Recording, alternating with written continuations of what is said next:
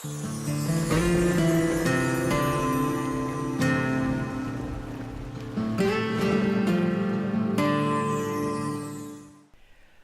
time I ran Attack at Dawn with an archer at tier 2. To start a series where I was going to run through the bulk of the skirmishes I have with an archer to set a baseline for a series of tests. Welcome, this is Pineleaf Needles, Skirmisher Middle Earth. Today we'll now proceed on with the Bannerguard. Before we go, first, how did the archer do? The archer scored a score of 111 out of 113. This is not a final score. This is because the score is the number of marks earned minus some penalty points. In this case, the archer was lost twice, therefore I took off 2 points for that. The other things that can cause penalties are 2 points for each time I am defeated in the skirmish. Now, of course, there could be additional losses due to being defeated because I may have to run in order to get back to the location. And in addition, there is the penalty built into the game of losing marks for being defeated. So therefore, it's a little bit heavier than the two may indicate. Finally, there is a penalty of 1 point per 30 seconds that I am over the time of the fastest runner of the skirmish. Therefore, while the archer has 111 points currently, if someone runs a skirmish in less than 30 seconds less than the archer did, then the archer will be losing another point that way. But now let's look into the Bannerguard. How are we traded? Now everything is now set to 4. Now of course I now have the new role, Bannerguard. The skill I'll be using will be Potent Strike. I'm emphasizing the offensive abilities for the Bannerguard. And I, of course, changed to Heavy Armor Training. I'll be using the Armor Training for all the soldiers. And the second one I have is still Physical Potency, the same one I used for the Archer. And the personal trait will be left unchanged throughout the series. With that done, I have my logging turned on. And I am ready to start Attack at Dawn, Tier 2, Solo. And I'm ready to begin. Now, the Bannerguard can be tricky because the Bannerguard likes to stay way up in front like that. Therefore, and of course, run straight to the enemy. And I managed to promptly get everybody on me. And promptly get stunned.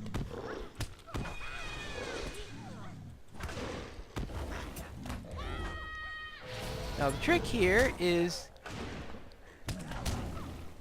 staying alive, keeping the Bannerguard alive, because things get a little bit tougher when the soldier runs out in front of you, because I'm used to having one that doesn't. And when you're a melee class, such as a Warden, things are a little bit trickier there. Now, it is true that I do have javelins, and in fact that's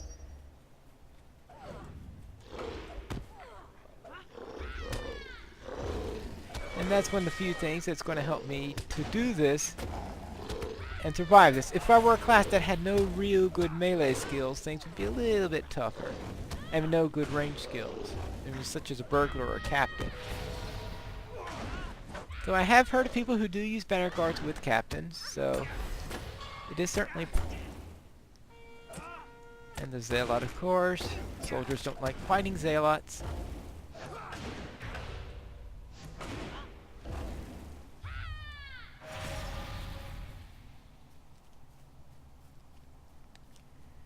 Alright, that is done there, and as usual, I will not take that, but instead we'll come down this way to take the other flag. And oh.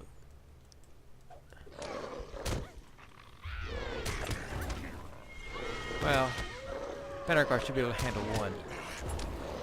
If my archer normally did.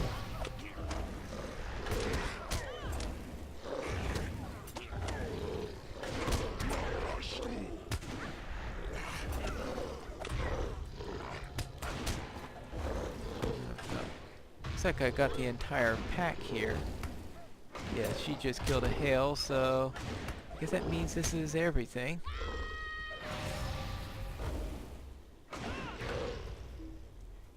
Whee! And I'm getting crippled in every single one of these.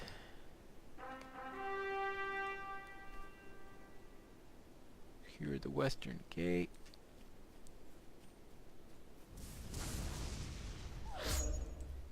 I just have to remember to take all of my marks. I don't want to stand in the circle. Oh, what is that? Oh, Shepherd of Hill. Now they can be a little tricky in this particular skirmish because... Actually, I really should be... They can be tricky in this skirmish because if they get injured by the stones, they of course can be activated.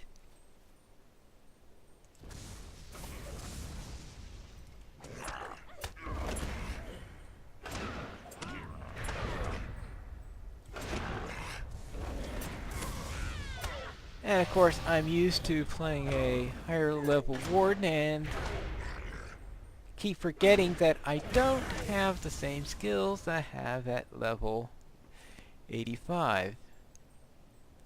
Now, it's everything here I need. Just want to make sure I'm... That'll be reasonably close to full morale when the enemy arrives.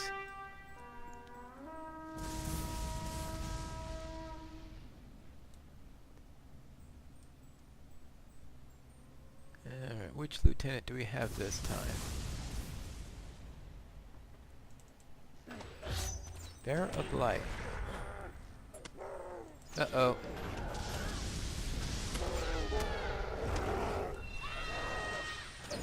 I am... Something about this counterattack. That is the second straight soldier I have lost in this counterattack.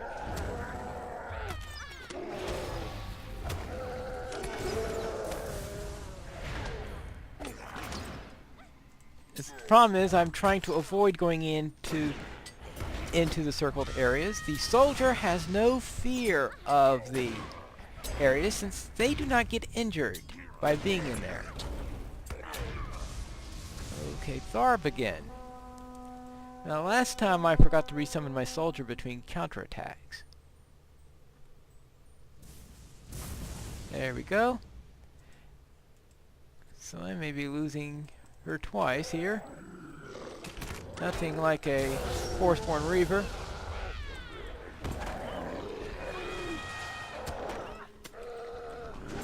To make things even tougher. At least tougher to keep your soldier alive.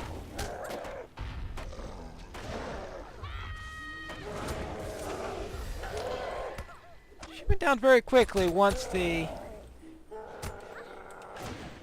I thought I had a little breathing space there. Bannerguard should be a little bit more resilient than that, I would think. And Crampum has arrived. Well, okay, I'll show you Crampum in a moment. First, let's take care of Tharb. Especially since Tharb is next to the control point that I skipped earlier. So I have to take it anyway. And let that through.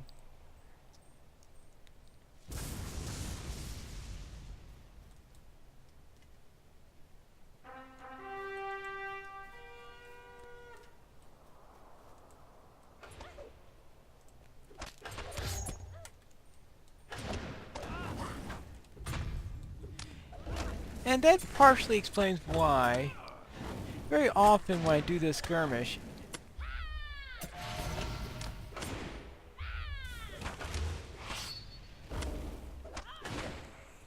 I skip that second counterattack by taking both flags early on. But of course, if I need to do both encounters,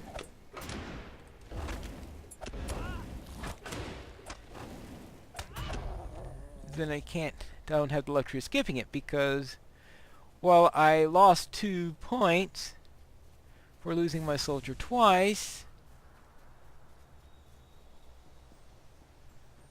I would have lost 3 by skipping the control point if Crampum came up, since Crampum only comes up if you complete both counterattacks. Are you there? Buttercup? Hey, Buttercup! Where are you? Up here. Ah. Silly soldier.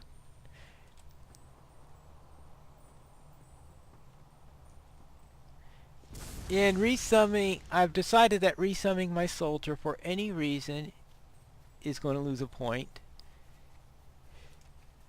Since if it's the fault of the soldier, then the penalty is going to be deserved.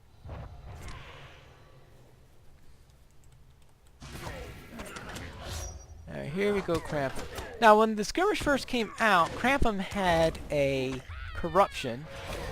This is no longer the case. Most likely removed the corruption because if you're under level 52, you're not going to have any corruption removal skills. But he does have a ton of other things that are a real nuisance. Alright, that's Crampum. And his corruption was a healing corruption, so he was a real pain to fight at level 30. Oh, wonderful. Poison lethargy. Now, I'm trying to avoid using...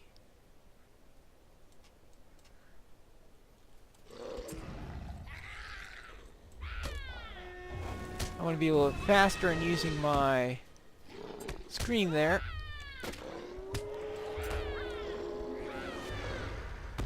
Since that's why I keep on losing soldiers, is because I'm not getting the attention of the enemy fast enough.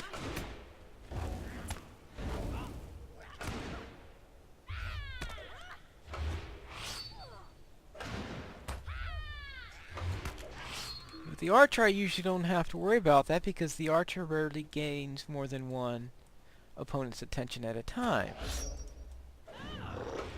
But if they see the Bannerguard first, the Bannerguard has the threat, and the Bannerguard has the threat, I have to grab it back. I just thought that the Bannerguard would be a little bit more resilient, but we are still at level 30. And it's not for another 10 levels where everything really becomes resilient.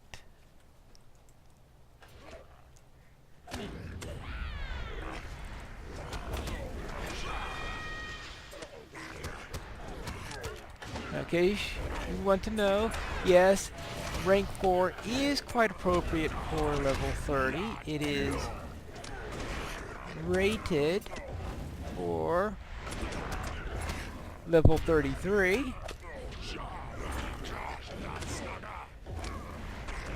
The trouble is that rank 3 is rated only to level 29.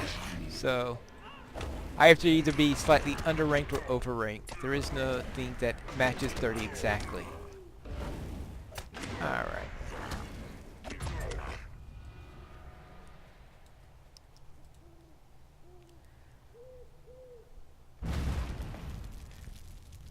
Now, one of the things I do get from this is Banner of Armor, plus 82 armor, just by having a Bannerguard next to me.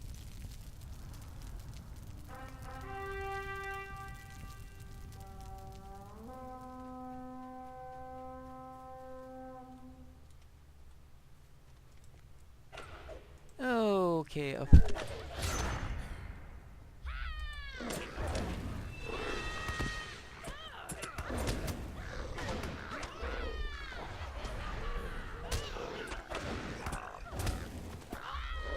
Okay. Bloodrook. Bloodrook and lots of enemies. Never a fun combination.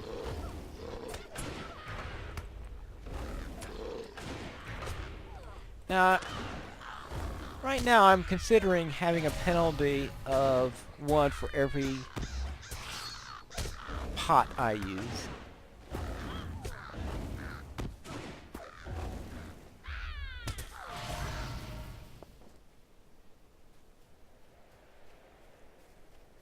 I haven't completely decided on such a matter yet.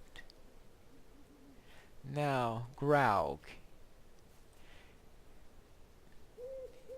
Another one where I like to get my timing right on him, and I certainly don't want to do this one with my morale down like that. Since he starts out right away, and the first thing he does is do an induction. So I've got to interrupt him, and interrupting an induction, I always forget about battle preparation.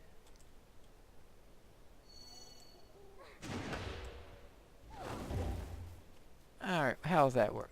Yeah, let's try battle preparation. I haven't used that one in quite a while. Yes!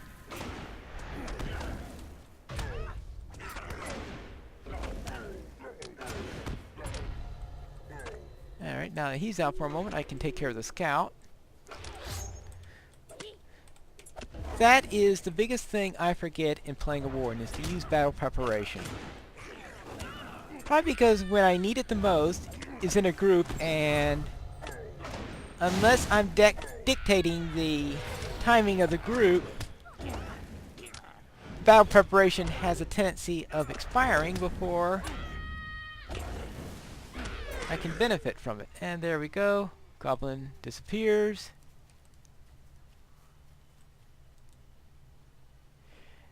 Now at later levels I usually have the two goblins get out before we end, so I do get into the habit of making sure I at least kill the first one.